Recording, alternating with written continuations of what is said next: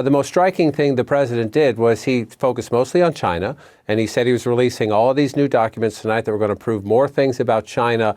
He says trying to get voter roll information, trying to learn about how to pry into voting machines and voting systems.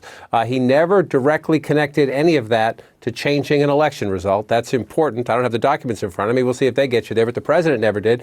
The only time the president said anything about nefarious action actually changing an election was he said there are documents here showing how China helped the Maduro regime in Venezuela in 2020 change votes to stay in power. That is the only specific claim of actually rigging or changing an election result the president made.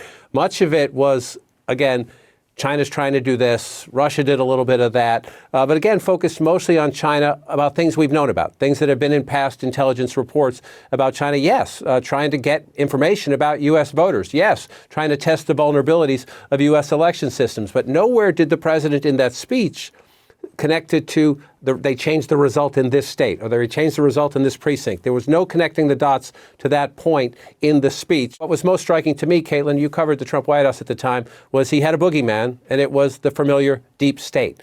The president saying that this was all kept from him, kept from John Ratcliffe, his then director of national intelligence, kept from Gina Haspel, his then CIA director. Marco Rubio, who's now the Secretary of State, was the chairman of the Senate Intelligence Committee at the time. He has access to just about everything in U.S. intelligence. But Trump was making the point that people working for him, maybe they came from they were there in prior administrations, were keeping this information away from him about what he alleges is a deeper, more nefarious Chinese plot than we have ever known about. Look, the proof will be in the documents.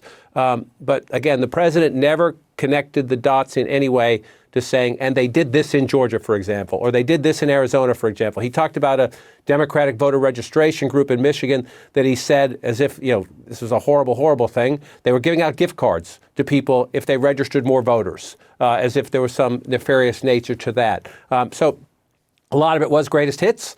There were some new allegations about China having maybe a more aggressive role than we've known about in the past. But again, nothing from the president where you can say, Party X did this, changed an election here in a way that changed the outcome.